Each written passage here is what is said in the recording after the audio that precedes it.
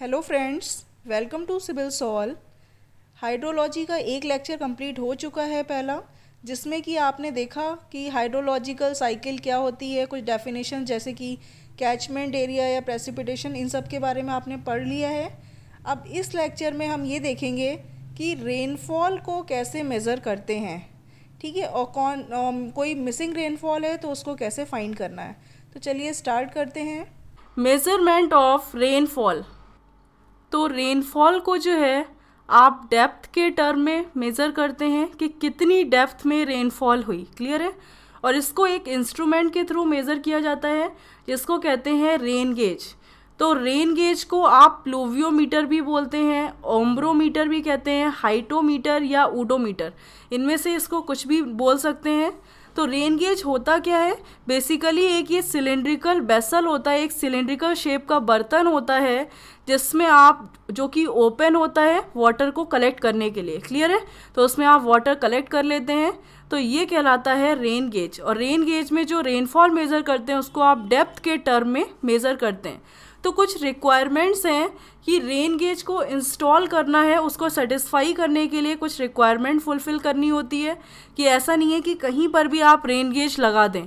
तो पहली कंडीशन ये है कि rain gauge must be surrounded by an open fenced area, यानी कि ओपन फेंस्ड एरिया होगा, ये फेंसेस लगे रहते हैं। क्लियर है। तो ओपन फेंस्ड एरिया के बीच में जो है अगर आप रेन गेज को आपको प्लेस करना है तो जो एरिया होगा ओपन फेंस्ड का वो 5.5 मीटर बाई 5.5 मीटर का होगा। एटलीस्ट कम से कम इतना होना चाहिए, तब आप रेन गेज को इसके सराउंडेड जो है रेन गेज प्लेस करेंगे और इसके surrounded open fenced area place करेंगे। क्लियर है। तो rain gauge must be surrounded by an open fenced area, open fenced area से सराउंडेड होना चाहिए जिसका मिनिमम एरिया 5.5 मीटर से 5.5 मीटर तक होना चाहिए। नेक्स्ट कंडीशन है कि रेन गेज को जो या तो प्लेस करेंगे must be capped at a distance of 30 metre, कम से कम 30 मीटर की डिस्टेंस पे प्लेस करेंगे किसी भी ऑब्स्ट्रक्शन से। या अगर कोई बिल्डिंग है तो twice the height of the building, यानी बिल्डिंग के हाइट की डबल डिस्टेंस पर जो है रेन गेज को आप प्लेस करेंगे। ऐसा नहीं है कहीं भी आपने रेन गेज प्लेस कर दिया, ये बिल्डिंग है या तो इससे 30 मीटर की डिस्टेंस पे प्लेस करो या इसकी जो हाइट है उससे twice the height of the building कम से कम होना चाहिए डिस्टेंस, तब आप रेन गेज प्लेस कर सकते हैं। Rain gauge must be placed on plain ground, यानी कि एक प्लेन या लेवल ग्राउंड पे जो है आपको ग्राउंड सरफेस पे रेन गेज को प्लेस करना है, विच इज़ फ्री फ्रॉम अनड्यूलेशन। ऐसा नहीं है कि ग्राउंड जो है ड्यूलेशंस हो, इसमें अनड्यूलेशंस हो, ऐसा नहीं है। ग्राउंड लेवल जो है वो प्लेन होना चाहिए, तब आपको रेन गेज को प्लेस करना है, जिसकी वजह से आप प्रॉपर रेनफॉल रिकॉर्ड कर पाएंगे। क्लियर है। तो बेसिकली दो टाइप्स के रेन गेज होते हैं, पहला जो नॉन रिकॉर्डिंग कहलाता है, दूसरा रिकॉर्डिंग रेन गेज होता है। तो ये क्या होता है? सिंपली एक सिलेंड्रिकल वेसल होता है नोन एरिया का, जिसका एरिया आपको पता होता है, और हैविंग कैलिब्रेशन या ग्रेजुएशन, इसमें कैलिब्रेशन होता है जिससे आप मेज़र कर सकते हो। इंडिया में जो most commonly use non recording rain gauge है जिसको कहते हैं साइमंस रेन गेज। क्लियर है। जिसका कलेक्टिंग डायमीटर जो है 127 mm होता है। तो overall non recording rain gauge का नाम क्या है? Symons rain gauge. ये ऑप्शन में पूछ लेते हैं, आपको पता होना चाहिए। Next type of rain gauge है recording type rain gauge. Recording मतलब है कि आप रिकॉर्ड कर सकते हैं, उसको एक कर्व ड्रॉ कर सकते हैं। This type of rain gauge produces a continuous rainfall variation against time, यानी कि ये टाइम के अगेंस्ट कंटिन्यूअस रेनफॉल वेरिएशन दे सकता है, प्रोड्यूस करता है। इस डेटा का यूज़ करके आप rainfall intensity versus time curve draw कर सकते हैं, या total accumulated rainfall versus time curve भी ड्रॉ कर सकते हैं। यानी प्रॉपर टाइम पे आप रेनफॉल इंटेंसिटी कितनी मिल रही है, कितनी रेनफॉल मिल रही है, आप उसको रिकॉर्ड कर सकते हैं कि कितने कितने टाइम पे कितनी कितनी रेनफॉल मिल पा रही है। तो वो रेन गेज कहलाता है recording type rain gauge. Typically कुछ नाम हैं, different types of rain gauge recording है, जो कि टिपिंग बकेट जिसको कहते हैं, बेइंग बकेट, फ्लोट टाइप, ये सब रिकॉर्डिंग टाइप रेन गेज कहलाते हैं। क्लियर है। इनके नाम बहुत इंपॉर्टेंट है, ऑप्शन में पूछ लेते हैं। जो इंडिया में सबसे ज़्यादा यूज़ किया जाता है रिकॉर्डिंग टाइप रेन गेज वो है फ्लोट टाइप। क्लियर है। फ्लोट टाइप रेन गेज, और इसको natural siphon type rain gauge भी कहते हैं।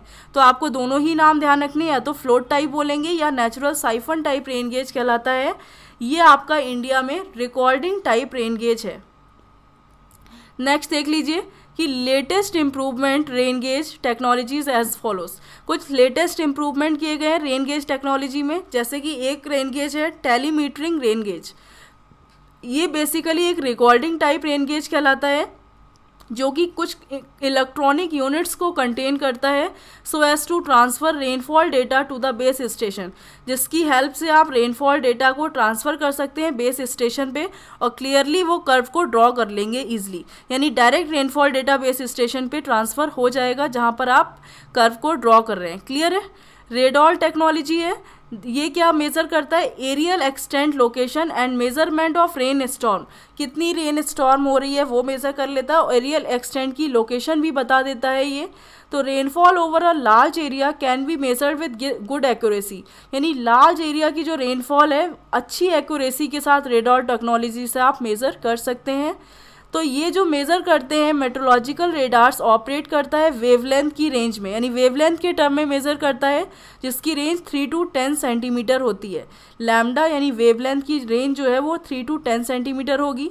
अगर वेवलेंथ 10 सेंटीमीटर की है तो इस टाइप की रेनफॉल को कहेंगे हैवी रेनफॉल, और अगर रेनफॉल में वेवलेंथ की लेंथ 3 सेंटीमीटर है तो उस टाइप की रेनफॉल कहेंगे आप लाइट रेनफॉल। क्लियर है।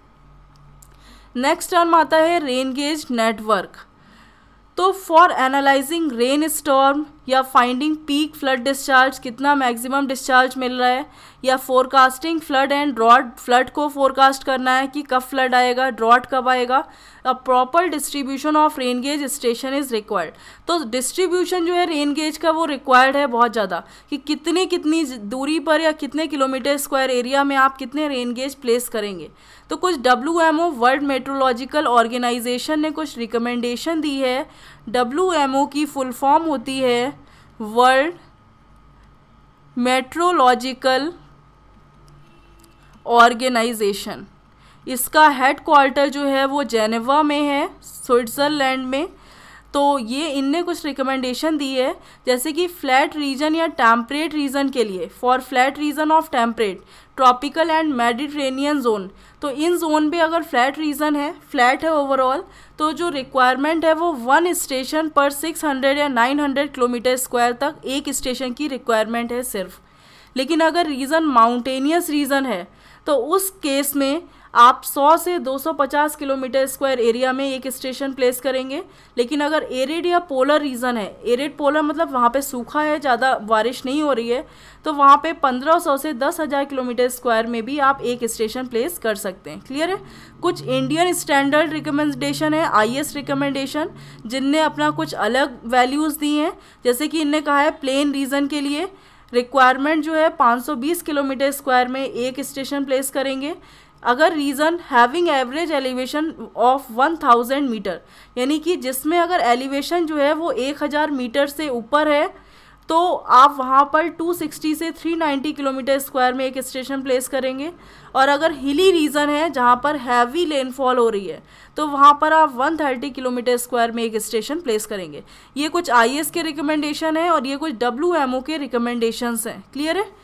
देख लीजिए, as per actual data available, अगर एक्चुअल डेटा की बात करें तो इंडिया में जो रेन गेज डेंसिटी है वो 1 स्टेशन पर 600 किलोमीटर स्क्वायर है, जो कि हाईली इनसफिशिएंट है, यानी और ज़्यादा रिक्वायर्ड होनी चाहिए। इज़राइल एक ऐसी कंट्री है जिसमें मैक्सिमम रेन गेज डेंसिटी है, maximum density of rain gauge station, उसमें 1000 किलोमीटर स्क्वायर में 37 स्टेशन प्लेस करते हैं। क्लियर है। 37 स्टेशन पर 1000 किलोमीटर स्क्वायर। वही इंडिया में अगर आप 1000 में देखें तो 1.68 स्टेशन सिर्फ आ रहे हैं 1000 किलोमीटर स्क्वायर एरिया में। क्लियर है।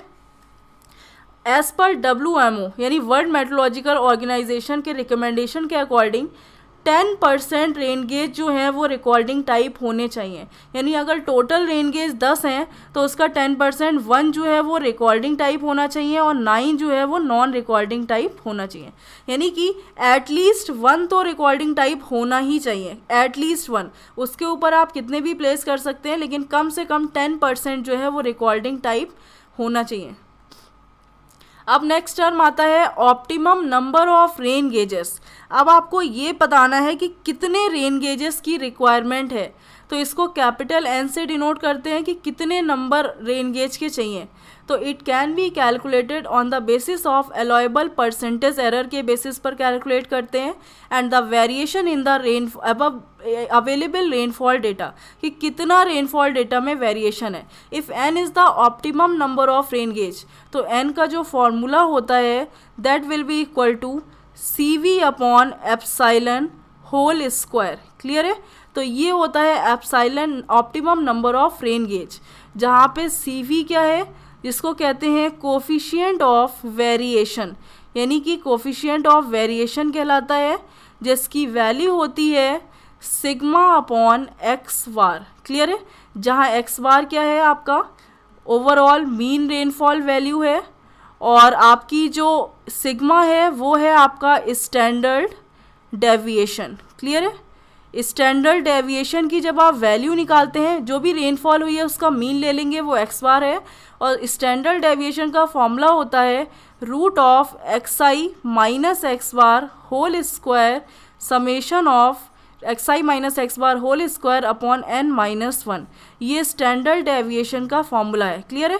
तो ये ओवरऑल XI यानी कितनी रेनफॉल, पहला डेटा, उसमें से एक्स बार माइनस कर देंगे मीन रेनफॉल, उसका होल स्क्वायर, इस टाइप से समेशन ले लेंगे सबका, और जितने डेटा हैं उसका n माइनस 1, तो ओवरऑल रूट पूरा ले लेंगे, तो ये आपका कहलाएगा स्टैंडर्ड डेविएशन। जहाँ पर एक्स बार की वैल्यू क्या होती है, समेशन ऑफ XI, जितने भी डेटाज हैं उनका समेशन डिवाइडेड बाई n, यानी कि ओवरऑल रेनफॉल का जब एवरेज ले लेते हैं तो वो कहलाती है वैल्यू एक्स बार। तो CV की वैल्यू इस टाइप से फाइंड कर सकते हैं, sigma upon x bar into 100, ये होता है CV का फॉर्मूला। क्लियर है? अब आपको एप्साइलन क्या होता है, जहाँ पर अलाउएबल परसेंटेज एरर, यानी कि वो डायरेक्टली क्वेश्चन में गिवन होता है कि कितनी अलाउएबल परसेंटेज एरर मिल रही है परसेंट में, तो वो वैल्यू अगर आप निकाल लेते हैं तो ओवरऑल आप optimum number of rain gauges find कर सकते हैं। और जो CV की वैल्यू है वो आपकी वेरी करती है 15 to 70 के बीच में। तो जनरली CV की वैल्यू 30 जो है यूज़ करते हैं, अदरवाइज़ अगर क्वेश्चन में नहीं दी है तो आप इन फॉर्मूले की हेल्प से जो है इसकी वैल्यू फाइंड कर लेते हैं। तो finally optimum number of rain gauge का फॉर्मूला आपका मिल जाएगा CV upon epsilon whole square. तो इतने रेन गेजेस जो हैं वो आपको रिक्वायर्ड होंगे। देख लीजिए, जनरली CV की वैल्यू 15 से 70 के बीच में लाई करती है, और मोस्टली आप क्या ले लेते हैं, 30 अराउंड। तो above method of finding optimum number of rain gauge is purely statistical, ये पूरा का पूरा फॉर्मूले पे बेस्ड है। अगर आपको रेन गेज कितने number, optimum number of rain gauge चाहिए, तो ये फॉर्मूले की हेल्प से आप फाइंड कर सकते हैं। एक न्यूमेरिकल है, देख लीजिए। A catchment have 6 rain gauge station, 6 rain gauge station हैं। In a year the annual rainfall recorded by different gauges, अलग अलग एनुअल रेनफॉल रिकॉर्ड की गई हैं। तो फॉर अ 10% एरर, तो एप्साइलन की वैल्यू कितनी है, अलाउएबल एरर 10% है, of a estimation of a mean rainfall, यानी मीन रेनफॉल कैलकुलेट करने में इतनी एरर आ गई। Calculate the optimum number of rain gauge station, आपको कैपिटल N की वैल्यू फाइंड करनी है। तो सबसे पहले तो आपको एक्स बार चाहिए। एक्स बार क्या है, मीन ऑफ रेनफॉल, इन सब का मीन ले लीजिए। 82.6 plus 102.9 plus 180.3 plus 110.3 plus 98.8 plus 136.7। तो ओवरऑल इनका सम ले लिया डिवाइडेड बाय इनका एवरेज। टोटल कितने स्टेशन हैं, 6 स्टेशन हैं। 6 से डिवाइड कर देंगे तो आपको एक्स बार की वैल्यू मिल जाएगी 118.6 सेंटीमीटर। क्लियर है? अब आपको एक्स बार मिल गया तो आप सिग्मा निकाल सकते हैं। सिग्मा का फॉर्मूला क्या होता है, तो सिग्मा इक्वल टू होता है root of summation XI minus x bar whole square divided by n minus 1। तो आपको पता है अगर आप सिग्मा की वैल्यू निकाल रहे हैं तो रूट ऑफ XI की, यानी पहला डेटा क्या था आपका 82.6 माइनस एक्स बार की वैल्यू आई है आपकी 118.6 स्क्वायर प्लस समेशन है, तो इन सब की वैल्यू सम निकाल देंगे। सेकेंड डेटा है आपका 102.9 माइनस 118.6 स्क्वायर प्लस इसी टाइप से ओवरऑल जितने डेटा हैं लास्ट तक आप लिख लेंगे। 136.7 लास्ट डेटा है, माइनस 118.6 स्क्वायर ओवरऑल सम कर देंगे। क्लियर है? Divided by root of n minus 1। Total कितने स्टेशन हैं? 6 माइनस 1। 6 डेटाज गिवन है, 6 माइनस 1 कर दिया। तो यहाँ से आप स्टैंडर्ड डेविएशन की वैल्यू आपको मिल जाएगी जो कि आएगी 35.04। तो सिग्मा मिल गया। तो यहाँ से CV की वैल्यू निकाल सकते हैं, sigma upon x bar into 100। तो सिग्मा आपका गिवन है 35.04, x बार की वैल्यू है 118.6 इंटू 100। तो आपको CV की वैल्यू मिल जाएगी 29.54। क्लियर है? CV भी मिल गया, एप्साइलन भी पता है, तो नंबर ऑफ रेन गेजेस क्या हो जाएंगे? CB upon epsilon whole square. तो CV की वैल्यू है 29.54 डिवाइडेड बाई एप्साइलन गिवन है 10%, होल स्क्वायर कर देंगे तो आपको अप्रॉक्सीमेट जो वैल्यू एग्जैक्ट आएगी दैट इज़ 8.6। तो आपको कितने स्टेशंस प्रोवाइड करने हैं? अप्रॉक्सीमेट 9 स्टेशंस जो हैं आप प्रोवाइड कर देंगे। यानी total number of optimum rain gauges कितने रिक्वायर्ड होंगे? 6 स्टेशन है जिसमें कि 9 रेन गेज की रिक्वायरमेंट है। तो इस टाइप से आप फॉर्मूले की हेल्प से नंबर ऑफ रेन गेज की वैल्यू फाइंड कर सकते हैं। क्लियर है? नेक्स्ट न्यूमेरिकल देख लीजिए कि एक कुछ जोन है, डिफरेंट जोन है जिसमें कि आपने पहले जोन में एक रेन गेज A फिक्स किया है, दूसरे जोन में आपने बात करी है यहाँ पे 2 है, सेकंड जोन में B और C प्लेस किए हैं, थर्ड जोन में आपने D, E and F place किए हुए हैं, फोर्थ जोन में G, 5 जोन में H और 6 जोन में कोई भी रेन गेज आपने प्लेस नहीं किया है। और इन सब के अलग अलग एरियाज़ हैं जोन के। तो नॉर्मल एनुअल रेनफॉल जब आपने निकाली तो अलग अलग रेन गेज के अकॉर्डिंग इतनी जो है एनुअल रेनफॉल मिल गई। तो क्वेश्चन कह रहा है कि how many additional rain gauge stations may be required, कितने एडिशनल और रेन गेज लगाने हैं, कितने रिक्वायर्ड हैं if desired error in the mean value of rainfall is not to exceed 10 centimetre. यानी कि जो एरर है वो मीन वैल्यू से अगर आप कंपेयर करें तो 10 सेंटीमीटर से ज़्यादा एक्सीड नहीं करनी चाहिए। सजेस्ट करना है कि how would you propose to distribute these additional stations and how many of these stations should be recording type। ये कैसे कैसे आप डिवाइड करेंगे, डिस्ट्रीब्यूट करेंगे इन स्टेशंस को, और ये जो है इनमें से कितने रिकॉर्डिंग टाइप होंगे। क्लियर है? तो सबसे पहले तो आपको x बार की वैल्यू चाहिए। तो आप x बार की वैल्यू कैसे निकालेंगे? जो भी एनुअल रेनफॉल है इसका मीन ले लेंगे, यानी कि इनका ओवरऑल सम करके डिवाइडेड बाई कितने ओवरऑल स्टेशंस हैं 1 2 3 4 5 6 7 8। टोटल आपके जो हैं 8 रेन गेजेस प्लेस हैं। तो आप इसको डिवाइड करके एवरेज वैल्यू निकाल सकते हैं। तो जब आप टोटल स्टेशंस का सम करेंगे तो आपको वैल्यू मिल जाएगी 572। तो यहाँ से जब x बार की वैल्यू निकालेंगे तो क्या आ जाएगा 572 डिवाइडेड बाई टोटल कितने रेन गेजेस हैं 8 रेन गेज हैं। तो x बार की वैल्यू आपको 71.5 मिल जाएगी। क्लियर है? x बार मिल गया। अब आप सिग्मा निकाल सकते हैं। तो ओवरऑल एप्साइलन कितना होगा, एरर कितनी होगी? कह रहे हैं कि जो एरर है वो मीन वैल्यू ऑफ रेनफॉल से 10 सेंटीमीटर से ज़्यादा एक्सीड नहीं करनी चाहिए। तो टोटल कितनी है 71.5 मीन वैल्यू है, इसमें से मैक्सिमम 10 होनी चाहिए। तो अगर इंटू 100 कर दें, कितने 100 में यानी परसेंटेज में निकाल लें तो आपको एप्साइलन की वैल्यू यानी एरर की वैल्यू परसेंटेज के टर्म में मिल जाएगी। तो जो एप्साइलन की वैल्यू आपको ऑब्टेन्ड होगी वो आ जाएगी 13.98। क्लियर है? सिग्मा की वैल्यू निकाल सकते हैं। सिग्मा क्या होता है? XI minus x bar whole square summation root of n upon n minus 1। तो ये ओवरऑल जो है आपको सिग्मा की वैल्यू मिल जाएगी। तो यहाँ से जब आप XI माइनस x बार इस फॉर्मूले की हेल्प से जब आप सिग्मा की वैल्यू निकालेंगे तो फाइनली आपको सिग्मा क्या मिलेगा? Sigma equal to root of summation यानी कि XI माइनस x बार। तो ओवरऑल पहला डेटा है 120 माइनस x बार कितना है 71.5 स्क्वायर, प्लस दूसरा डेटा है 95 माइनस 71.5 स्क्वायर, प्लस इस टाइप से सारी वैल्यूज़ आप सम कर लेंगे। लास्ट डेटा है आपका 21 minus 71.5 whole square divided by total 8 datas given है। तो 8 माइनस 1 तो इस टाइप से आपको सिग्मा की वैल्यू मिल जाएगी 31.47।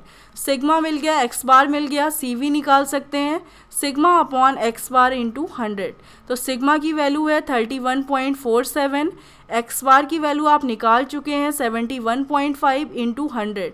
तो ओवरऑल आपको सी वी की वैल्यू मिल जाएगी 44.01। क्लियर है?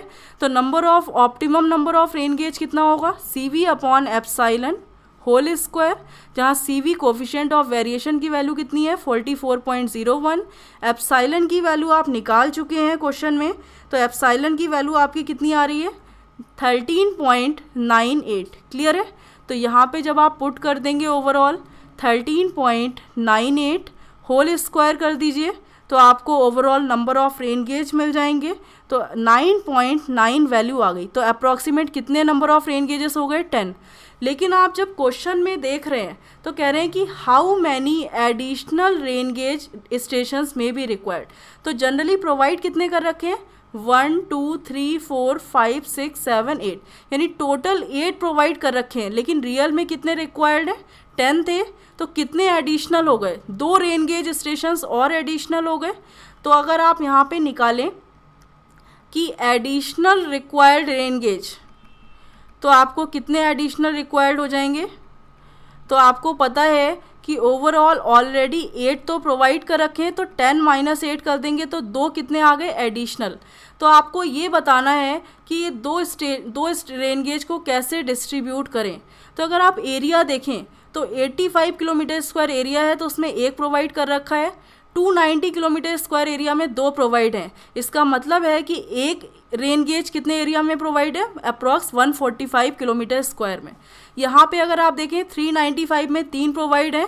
इसका मतलब है कि अगर आप एक रेन गेज की बात करें तो अप्रॉक्सीमेट जो है इसमें जो है 130 किलोमीटर स्क्वायर में एक रेन गेज प्रोवाइडेड है।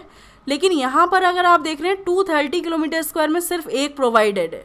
तो सबसे ज़्यादा एरिया ये हो गया कि सबसे ज़्यादा एक रेन गेज इतने किलोमीटर स्क्वायर में प्रोवाइडेड है। तो एक आप कहाँ पे प्लेस कर दोगे 4th स्टेशन पे, और दूसरा आप देख रहे हो 35 में कोई भी प्रोवाइडेड नहीं है, तो आप दूसरा कहाँ प्रोवाइड करोगे 35 किलोमीटर स्क्वायर एरिया में, मतलब 6th स्टेशन पे दूसरा आप प्रोवाइड कर सकते हैं। जहाँ एरिया आपको ज़्यादा मिल रहा हो और वहाँ पे रेन गेज कम है तो ओवरऑल आप वहाँ पे प्रोवाइड कर देंगे। क्लियर है? अब क्वेश्चन में ये कह रहे हैं कि how many of these station should be of recording type. इनमें से टोटल कितने रिकॉर्डिंग टाइप हैं। तो आपको पता है कि टोटल रेन गेज कितने आए हैं 10 आए हैं, जिसमें से रिकॉर्डिंग टाइप कितने होंगे। तो अगर आप रिकॉर्डिंग टाइप पता है तो आपको पता है रिकॉर्डिंग टाइप कितने होते हैं टोटल का 10%। तो अगर आप इसका 10% निकाल दें तो 1 जो है वो कितना होगा रिकॉर्डिंग टाइप होना चाहिए कम से कम। क्लियर है? और रिमेनिंग 9 जो है वो किस टाइप के प्रोवाइड कर देंगे आप, non recording type. Next term आता है estimation of missing rainfall data. अब सपोज ऐसा है कि किसी पर्टिकुलर डे पे या किसी महीने पे या किसी ईयर में किसी साल में आप जब कैलकुलेट कर रहे हैं तो एक डेटा आपने एक जगह का किसी मंथ पे जो है रेनफॉल डेटा मिस कर दिया। क्लियर है? तो सपोज वो स्टेशन एक्स मान लिया कि स्टेशन एक्स का जो डेटा है वो रिकॉर्ड नहीं कर पाए आप किसी पर्टिकुलर डे पे या किसी पर्टिकुलर मंथ पे या किसी पर्टिकुलर ईयर में, तो वो रिकॉर्ड नहीं कर पाए। अब आपको वो डेटा चाहिए कि कितना होगा। तो अब आप एग्जैक्ट तो रिकॉर्ड नहीं कर सकते, तो आप क्या करेंगे अप्रॉक्सीमेट वैल्यू जो है वो रिकॉर्ड कर लेंगे। तो अप्रॉक्सीमेट वैल्यू कैसे रिकॉर्ड करेंगे, मिसिंग डेटा की अप्रॉक्सीमेट वैल्यू जो है वो आप अडॉप्ट कर लेंगे। और वो वैल्यू जो है आप कैसे करेंगे कि जो सपोज़ एक स्टेशन ये एक्स है तो इसके आसपास जितने भी स्टेशंस होंगे उनकी हेल्प से जो है आप इस स्टेशन की ओवरऑल रेनफॉल डेटा को फाइंड कर सकते हैं। क्योंकि उस साल आप कैलकुलेट नहीं कर पाए, तो जब कैलकुलेट नहीं कर पाए उस टाइम तो फाइनली आप इनकी आसपास जितने भी रेन गेज स्टेशंस हैं इनकी हेल्प से आप इस स्टेशन का रेनफॉल डेटा फाइंड कर सकते हैं। तो जनरली सपोज मान लिया आपने late N1, N2, N3, Nm and Nx be the normal annual rainfall values at the station 1, 2, 3 ...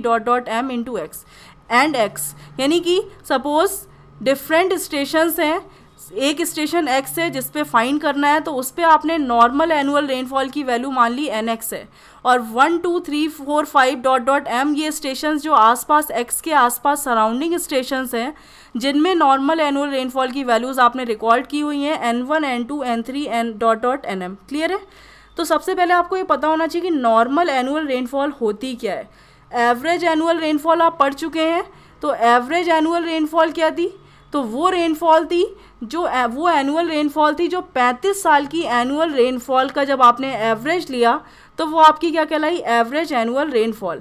लेकिन जब आप नॉर्मल एनुअल रेनफॉल निकालते हैं तो ये वो एवरेज वैल्यू होती है रेनफॉल की फॉर अ पर्टिकुलर डे या मंथ या year which is obtained on the basis period 30 years record. यानी कि 30 साल के रिकॉर्ड को अगर आप डेली किसी पर्टिकुलर डे पे फाइंड कर रहे हैं तो 30 साल का जो डेली रिकॉर्ड है उसका एवरेज ले लिया तो आपको नॉर्मल डेली रेनफॉल मिल गई। मंथली निकाला तो नॉर्मल मंथली रेनफॉल, या 30 साल का जो एनुअल डेटा का रिकॉर्ड था उसका एवरेज ले लिया तो आपको क्या मिल गया? Normal annual rainfall. क्लियर है? तो नॉर्मल एनुअल रेनफॉल कितने ईयर का एवरेज है? 80 ईयर्स के एनुअल डेटा का एवरेज है। वही एवरेज एनुअल रेनफॉल 35 ईयर्स के एवरेज डेटा का एनुअल रेनफॉल का एवरेज है। क्लियर है? तो सपोज दो केसेस होते हैं अगर आपको पी एक्स वैल्यू फाइंड करनी है, यानी स्टेशन एक्स पर सपोज आपने मान लिया कि रेनफॉल की वैल्यू क्या है? पी एक्स है। तो when N1 N2 N3 NM differs from NX by 10%, अगर ये 10% से डिफ़र करते हैं और less the P X is given as, या इससे कम डिफ़र करते हैं। क्लियर है? जैसे कि सपोज़ ये N1 है या कोई भी वैल्यू N2 है या N3 है या इनमें से कोई भी एक वैल्यू अगर इसका NX से 10%, NX का अगर 10% अगर आप लेंगे यानी 10% NX का बढ़ाएंगे तो कितना आ जाएगा कि 1.1 NX। क्लियर है? यानी 10% बढ़ा दिया और इसका 10% कम कर देंगे तो कितना आ जाएगा? 0.9 NX। तो अगर ये जो वैल्यूज़ हैं ये पॉइंट NX से ओवरऑल ज़्यादा हैं और 1.1 NX से कम है, क्लियर है, या उसके इक्वल है, यानी कि उससे ज़्यादा डिफ़र नहीं कर रही है, उसके रेंज में ही है, तो आप जो फॉर्मूला लगाएंगे ओवरऑल तो वो होगा पी एक्स की वैल्यू। जितने भी 1 2 3 स्टेशन पे रेनफॉल की वैल्यूज़ थी उन सब की रेनफॉल की वैल्यूज़ का आप सम कर लेंगे और उनका एवरेज ले लेंगे तो आपको स्टेशन एक्स पे जो वैल्यूज़ हैं वो आप स्टेशन एक्स पे रेनफॉल की वैल्यू अप्रॉक्सीमेटली फाइंड कर सकते हैं, लेकिन उसकी रेंज जो है इनके बीच में ही होनी चाहिए। क्लियर है? 0.9 NX से ज़्यादा हो और 1.1 NX से कम होनी चाहिए, तब आप ये फॉर्मूले का यूज़ करेंगे। अब सपोज़ ऐसा हुआ कि दूसरा केस हो गया कि अगर इनमें से कोई भी values N1 N2 N3 NM differ कर रहा है NX से या मोर देन 10%, यानी कि उससे 10% से ज़्यादा डिफ़र कर रहा है, मतलब क्या है कि कोई भी N1 है, N2 है, N3 है या कोई भी वैल्यू NM है, इनमें से कोई भी एक वैल्यू अगर इसके 1.1x यानी कि 1.1 NX, ये वैल्यू जो है 1.1 NX और 0.9 NX इनकी रेंज से डिफ़र कर रही है, मतलब आगे बढ़ रही है, यानी 1.9 NX से ये वैल्यू कम है और या इससे 1.1 NX से ये वैल्यू जो है ओवरऑल ये वैल्यू ज़्यादा है। क्लियर है? यानी कि मतलब आप ये कह सकते हैं कि ओवरऑल इनमें से कोई भी वैल्यू 1.1 NX और 0.9 NX के रेंज में नहीं है, यानी कि ये जो वैल्यूज़ हैं यहाँ पे जो है 1.1 NX से ज़्यादा है या 0.9 NX से कम है, तो इसमें से कोई भी अगर 10% से ज़्यादा डिफ़र कर रही है तो जो आप फार्मूला लगाएंगे एक्स स्टेशन पे जो रेनफॉल है वो सपोज़ P है, तो आप उस पर जो नॉर्मल एनुअल रेनफॉल है वो तो आपको पता ही होगा जो 30 साल का रिकॉर्ड है, तो NX upon N, N1 upon, तो ओवरऑल आप निकाल लेंगे N1 upon P1 upon N1 plus P2 upon N2 plus P3 upon N3 plus dot dot dot PM upon NM। तो ये फार्मूला आप तब लगाएंगे जब कोई भी वैल्यू उसके 10% से ज़्यादा डिफ़र करेगी। क्लियर है? तो यहाँ पर ये क्या है? NX यानी स्टेशन X पर नॉर्मल एनुअल रेनफॉल का डेटा है, ये N1 क्या है, स्टेशन 1 पर नॉर्मल एनुअल रेनफॉल, स्टेशन 2 पर, और NM स्टेशन M पर। क्लियर है। तो ये फार्मूला आप तब अप्लाई करेंगे जब इनमें से कोई भी वैल्यू या तो 0.9 NX से कम हो या 1.1 NX से ज़्यादा हो, तब आप ये वैल्यू का, ये फॉर्मूले का यूज़ करेंगे। एक न्यूमेरिकल देख लीजिए, इससे आपको क्लियर हो जाएगा कि कह रहे हैं कि normal annual rainfall at station A, B, C and D in a basin are, ये वैल्यूज़ जो हैं नॉर्मल एनुअल रेनफॉल की गिवन है। तो अगर आप स्टेशन A पे बात करें तो आपको कितनी गिवन है, 80.97 centimetre.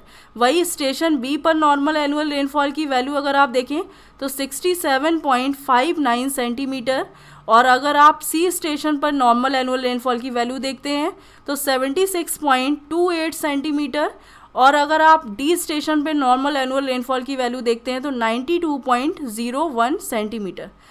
In a particular year the station was inoperative, किसी पर्टिकुलर ईयर में एक स्टेशन इनऑपरेट हो गया यानी रुक गया, और stations A, B and C recorded, यानी A और B, C और तो रिकॉर्डेड थे, लेकिन स्टेशन D क्या हो गया, वो इनऑपरेट हो गया। तो उनकी जो एनुअल प्रेसिपिटेशन की वैल्यू है, यहाँ पे प्रेसिपिटेशन लिख लीजिए, प्रेसिपिटेशन की जो वैल्यू है वो 91.1, 72.89, तो 72.23 और 79.89 सेंटीमीटर रिस्पेक्टिवली है। यानी कि अगर आप प्रेसिपिटेशन की बात करें तो A पर कितना है, 91.11, P एट B पर कितना है प्रेसिपिटेशन, 72.23 सेंटीमीटर, और अगर आप C स्टेशन पे बात करते हैं तो कितना है, 79.89 सेंटीमीटर। क्लियर है। आपको P एट D पे निकालना है वैल्यू। तो सबसे पहले आपको ये देखना होगा कि इस D स्टेशन पे नॉर्मल एनुअल रेनफॉल की वैल्यू कितनी है, 92.01। तो 92.01 का अगर आप 10% वेरिएशन देखें, यानी इसका 10% बढ़ा दें तो मल्टीप्लाइड बाई 1.1 से मल्टीप्लाई कर दें, और 10% कम कर दें मीन्स 0.9 से मल्टीप्लाई कर दें, तो ओवरऑल वैल्यू कितनी आ जाएगी, 101.2 और 82.8। यानी कि अगर इनमें से A, B और C के नॉर्मल एनुअल रेनफॉल की वैल्यूज़ अगर इससे कम है या इससे ज़्यादा है तो आप सेकेंड फार्मूला लगाएंगे। अगर इससे ज़्यादा डिफ़र नहीं करी, यानी इस रेंज में है, 101 से तो कम है और 82.8 से ज़्यादा है ये वैल्यूज़ NA, NB और NC की, तब आप सिंपल एवरेज ले लेंगे। तो आप देखिए NA की वैल्यू कितनी है, 80.97, यानी 82.8 से कम है, इसका मतलब है कि इस रेंज में नहीं आ रही है, इससे ज़्यादा होनी चाहिए और इससे कम होनी चाहिए। तो आपको पता है इनके बीच में होनी चाहिए वैल्यू, लेकिन इसकी वैल्यू इससे कम हो गई, 67.59 भी इससे कम है और 76.28 भी 82.8 से कम है। इसका मतलब है आप सेकेंड फार्मूला लगाएंगे, P एट D निकालना है तो क्या होगा, ND अपॉन M, यानी कितने और स्टेशन हैं, 3, डिवाइडेड इंटू मल्टीप्लाई बाई आप लगाओगे PA upon NA plus PV upon NB plus PC upon NC। Clear है। यानी इस रेंज से इस रेंज के बीच में होनी चाहिए वैल्यू, तब आप एवरेज ले लेते, लेकिन इस रेंज से बाहर है ये वैल्यू, इसीलिए आपने ये फार्मूला यूज़ किया है। तो यहाँ पे ND की वैल्यू कितनी है, 92.01 डिवाइडेड बाई 3 इंटू PA की वैल्यू 91.11 डिवाइडेड बाई NA की वैल्यू 80.97 गिवन है, प्लस PV आपको गिवन है 72.23 divided by normal annual rainfall station B की है 67.59 प्लस P एट C की वैल्यू 79.89 गिवन है आपको, divided by normal annual rainfall कितना है 76.28। ठीक है। तो ये वैल्यूज़ आपको मिल गई। तो स्टेशन एट D पर आपको प्रेसिपिटेशन की वैल्यू मिल जाएगी 99.4 सेंटीमीटर। जब आप इसको सॉल्व करेंगे तो आपको D पर प्रेसिपिटेशन मिल जाएगा। और वही इनमें से कोई भी वैल्यूज़ अगर इस रेंज में होती, सारी वैल्यूज़, सारी की सारी वैल्यूज़ इस रेंज में होती, तब आप जाके नॉर्मल एवरेज ले लेते इनका और वो आपकी PD हो जाती। लेकिन ओवरऑल फाइनली आप देख रहे हैं इसमें कि इनके इस रेंज में वैल्यू नहीं आ रही है, इससे बाहर आ रही है, इसका मतलब है कि आप ये फॉर्मूला यूज़ करेंगे। क्लियर है। एक मेथड आता है मिसिंग डेटा की वैल्यू निकालने के लिए, इन्वर्स डिस्टेंस मेथड। तो इन्वर्स डिस्टेंस मेथड क्या होता है? ये मेथड कंसीडर्ड करता है to be the most acceptable method for scientific analysis. Scientific analysis के लिए बहुत ज़्यादा एक्सेप्टेबल है ये मेथड को। इस मेथड को बोलते हैं US weather service method. Clear है? तो इसमें जब आप रेनफॉल की वैल्यू निकालते हैं किसी स्टेशन एक्स पर, तो उसका फॉर्मूला यूज़ करते हैं summation P I into W I divided by summation of W I. Clear है? तो ये फॉर्मूला होता है जहाँ पर डब्ल्यू क्या है आपका वेटेज है हर स्टेशन का, यानी कि weightage given to each station. हर स्टेशन का अलग अलग वेटेज गिवन है, तो ओवरऑल इसका जो फॉर्मूला होता है डब्ल्यू का वो होता है आपका 1/DI²। क्लियर है? तो इससे कैसे पता करते हैं? सपोज़ डिफरेंट स्टेशंस आपने ले लिए, ये स्टेशन 1 है, ये स्टेशन 2 है, सपोज़ ये स्टेशन 3 और ये स्टेशन 4 है, और ये स्टेशन x मान लिया जहाँ पे फाइंड करना है। तो अगर यहाँ से इन सब की डिस्टेंसेस देखें तो आप देखेंगे सपोज़ इसकी डिस्टेंस d1 है, इसकी इस स्टेशन की यहाँ से डिस्टेंस d2 है, ये d3 है, ये d4 है। मतलब जितना ज़्यादा दूर होगा स्टेशन तो उतनी ही रेनफॉल की वैल्यू उससे कम मैच करेगी, यानी एरर ज़्यादा आएगी। तो फाइनली वेटेज इसका कम होगा इस स्टेशन के लिए। अब आप देख रहे हो 1 स्टेशन इसके पास में है, इसका मतलब है कि जो इसकी रेनफॉल की वैल्यू होगी वो अप्रॉक्सीमेट इसके आसपास लाई कर जाएगी। इसका मतलब है इस स्टेशन का वेटेज क्या होगा? ज़्यादा होगा। क्लियर है? तो सपोज़ जितना ज़्यादा डिस्टेंस होगी वेटेज उतना ही इस स्टेशन पे px का क्या हो जाएगा? कम हो जाएगा। तो जैसे कि अब सपोज़ d2 जितनी ज़्यादा वैल्यू होगी वेटेज की वैल्यू उतनी ही कम आएगी, इसका मतलब है px की वैल्यू उतनी ही आपको कम मिलेगी। तो फाइनली ये वेटेज पर डिपेंड करता है। जैसे जैसे डिस्टेंसेज होती हैं उसके अकॉर्डिंग आप कोऑर्डिनेट्स ड्रॉ कर लेते हैं, डिस्टेंस निकाल लेते हैं, और डिस्टेंस निकालने के बाद फाइनली आप px की वैल्यू इस फॉर्मूले में रख के px की वैल्यू फाइंड कर लेते हैं। क्लियर है? अब सपोज़ ऐसा हुआ स्टेशन 3 की अगर सपोज़ बात करें या 1 की बात करें, तो ये डिस्टेंस कितनी है? सपोज़ x है और ये डिस्टेंस y है, तो इसका कोऑर्डिनेट x, y हो जाएगा, या x1 और y1 मान लीजिए। तो आपको d1 निकालना है, तो d1 की वैल्यू क्या होगी? रूट ऑफ x1, ये 0 0 कोऑर्डिनेट है, x1 - 0 whole square plus y1 - 0 whole square. तो ये हो गई आपकी d1 की वैल्यू। इसी टाइप से आप d2 निकाल सकते हैं x2 y2 से, और d3 x3 और y3 गिवन है, या d4 निकाल सकते हैं x4 और y4 की हेल्प से। क्लियर है? एक क्वेश्चन देख लीजिए, इस पे बेस्ड है कि एक रिवर बेसिन है at station A was inoperative during a storm. एक स्टेशन ए इनऑपरेट हो गया, तो while stations B C D and E, बल्कि जो 4 स्टेशंस हैं सराउंडिंग ए के जो चारों ओर हैं वो ऑपरेशन में हैं, और रजिस्टर्ड 74 mm, 88 mm, 71 mm और 80 mm ऑफ प्रेसिपिटेशन। इनके प्रेसिपिटेशन भी आपको गिवन है। क्लियर है? तो सपोज़ अगर आप बात करते हैं कि स्टेशन बी की, तो स्टेशन बी पर कितना प्रेसिपिटेशन है? 74 mm। स्टेशन सी पर प्रेसिपिटेशन है 88 mm। स्टेशन सी पर, ओवरऑल स्टेशन डी पर है आपका 71 mm, और स्टेशन ई पर अगर आप प्रेसिपिटेशन देखते हैं तो आपका है 80 mm। क्लियर है? तो इस टाइप से डिफरेंट प्रेसिपिटेशंस की वैल्यू गिवन है, और इनके कोऑर्डिनेट्स गिवन है बी सी डी एंड ई के। तो बी के हैं 9,6, यहाँ पर आ गया बी फर्स्ट में। सी का है 12,-9, तो फाइनली ये फोर्थ कोऑर्डिनेट में वैल्यू आ जाएगी। और ई का है, डी का है -11,-6, तो ये ओवरऑल थर्ड कोऑर्डिनेट में आ गया। और ई का जो है वो है -7,7, तो ये कहीं पर ई स्टेशन यहाँ पे हो गया -7,7। ये वैल्यूज़ दी हैं। तो आपको स्टॉर्म, मिसिंग स्टॉर्म प्रेसिपिटेशन निकालना है ए पर, यानी पी ए की वैल्यू आपको फाइंड करनी है। क्लियर है? तो सबसे पहले आपको क्या निकालना होगा? डी, ओवरऑल ये वैल्यू डी बी की, और ये वैल्यू डिस्टेंस ई की, और ए से डिस्टेंस जो है डी की निकालनी होगी, डी डी की, और फाइनली ये वैल्यू निकालनी होगी डी सी की। क्लियर है? तो इनकी वैल्यूज़ चाहिए। तो इसके कोऑर्डिनेट 9,6 है और इसके 0,0। तो ओवरऑल आप डी बी की वैल्यू कैसे निकालेंगे? डी वी स्क्वायर डायरेक्टली निकाल लीजिए। तो डी वी स्क्वायर क्या होगा? 9 - 0 whole square plus 6 - 0 whole square. तो आपको डी वी की वैल्यू मिल जाएगी। तो जो डी वी की वैल्यू आपको मिलेगी सॉल्व करने पे वो आ जाएगी 117। इसी टाइप से आप डी सी स्क्वायर निकाल सकते हैं। डी सी स्क्वायर क्या होगा? 12 - 0 whole square plus -9 -0 whole square. तो डी सी स्क्वायर की वैल्यू आपको मिल जाएगी 225। सिमिलरली आप डी डी स्क्वायर निकाल सकते हैं। तो डी डी स्क्वायर की वैल्यू आपकी आ जाएगी 157 और डी ई स्क्वायर की वैल्यू आपको मिल जाएगी ओवरऑल 98। क्लियर है? तो ये अलग अलग वैल्यूज़ मिल गई। तो फाइनली आपको जो है ओवरऑल पी एट डी पर फाइंड करना है। तो फॉर्मूला क्या होता है? इन्वर्स डिस्टेंस मेथड के अकॉर्डिंग पी एट ओवरऑल ए पर फाइंड करना है।